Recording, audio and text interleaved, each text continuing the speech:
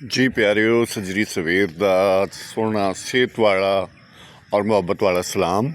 और तुसी कहोगे सलाम भी सेहत वाला और मुहब्बत वाला होंदा। हाँ जी, सारिया चीज़ों दे विच सारियां क्वालिटियां होंदियां ने।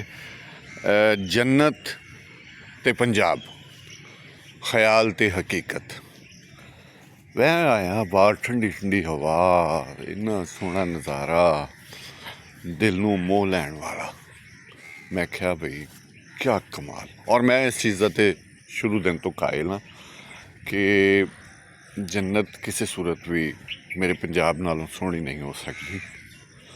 उहदे विच पंजाब नालों ज़्यादा अट्रैक्शन नहीं हो सकती, क्योंकि इत्थे जिन्नियां चीज़ां जिन्नियां नेमतां ने कुदरत दियां, कतन उत्थे इन्नियां नेमतां नहीं है ना। इत्थे तुसी एक एक चीज़ नूं गिण के वेख लवो,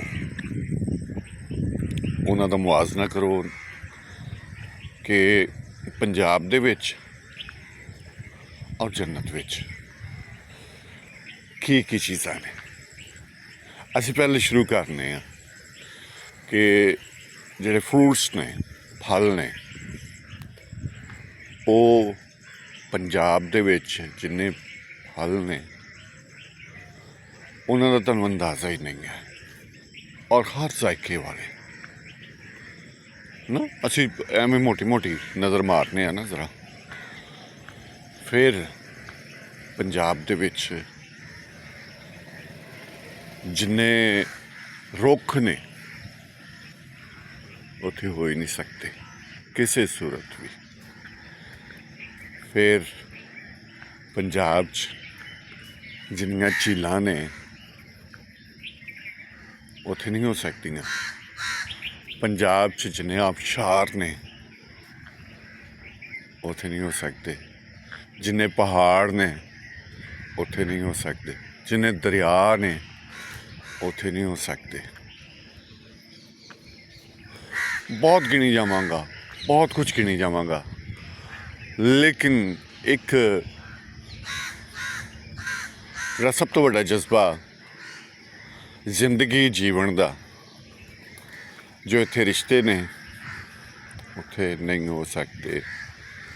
उत्थे हीर रांझा नहीं हो सकते, उत्थे सोहनी महिवाल नहीं हो सकते, उत्थे मिर्जा साहबा नहीं हो सकते, उत्थे सस्सी पुन्नू नहीं हो सकते, उत्थे सोहनी महिवाल नहीं हो सकते। उत्थे एक नाल जीण दी जिहड़ी चस मस है वो नहीं हो सकती। उत्थे चार मौसम नहीं हो सकते, चार नहीं बल्कि साढ़े कोल 6 ने। उत्थे हुम नहीं लग सकता, उत्थे ठंडी वाह नहीं वग सकती, उत्थे पुरे दी वाह नहीं वग सकती, उत्थे मुड़का नहीं आ सकता, उत्थे ठंड नहीं लग सकती, उत्थे जेठ हाड़ की गर्मी नहीं लग सकती। उत्थे तुसी अंब दे रुख ते चढ़ के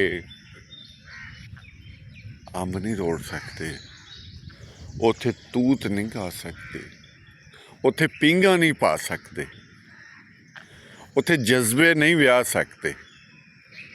मेरा पंजाब, मेरा सोहना पंजाब, जिहदे विच जन्म लैण वाला बंदा कुदरत दा जिन्ना भी शुकराना अदा करे घट है। इस अर्थ ते, इस प्लैनेट ते, इस जमीन ते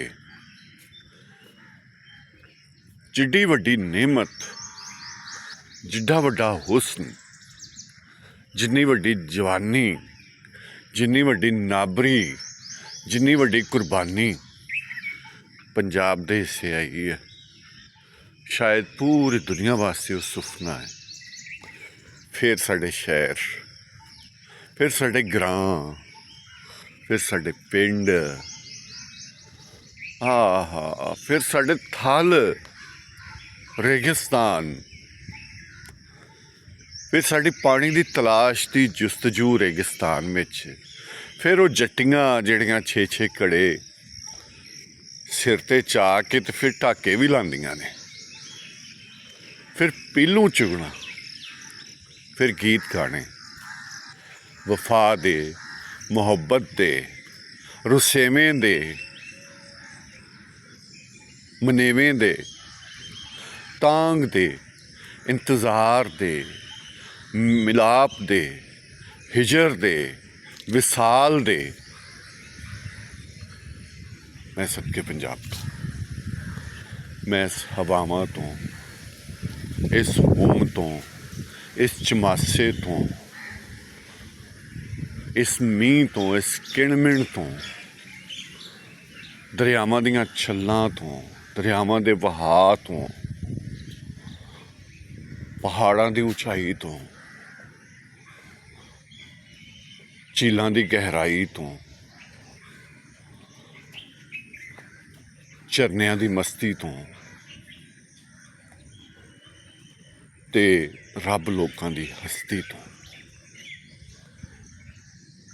ਉੱਥੇ ਬਾਬੇ ਫਰੀਦ ਦੇ ਸ਼ਲੋਕ, ਬਾਬੇ ਨਾਨਕ ਦੀਆਂ ਸਾਖੀਆਂ,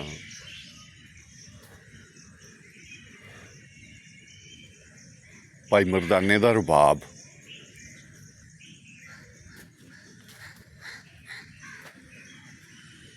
ਪੋਰਸ ਦਾ ਸ਼ਬਾਬ, ਦੁੱਲੇ ਦਾ ਜਵਾਬ, ਭਗਤ ਦੀ ਜਵਾਨੀ, ਇਹ ਉੱਥੇ ਨਹੀਂ ਹੋ ਸਕਦੇ।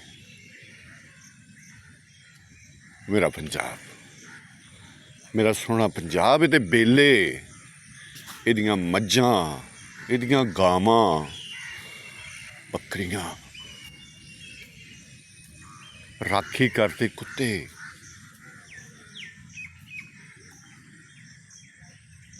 ਉੱਥੇ ਨਹੀਂ ਹੋ ਸਕਦੇ। ਮੇਰਾ ਪੰਜਾਬ, ਮੇਰਾ ਸੋਹਣਾ ਪੰਜਾਬ। ਮੈਂ ਸੋਚਦਾ ਸ਼ੁਕਰਾਨੇ ਅਦਾ ਕਰਦਾ ਪੂਰਾ ਹੋ ਜਾਵਾਂ, ਪਰ ਨਾ ਇਹਦੀਆਂ ਨੇਮਤਾਂ ਮੈਥੋਂ ਗਿਣੀਆਂ ਜਾਣੀਆਂ ਨੇ,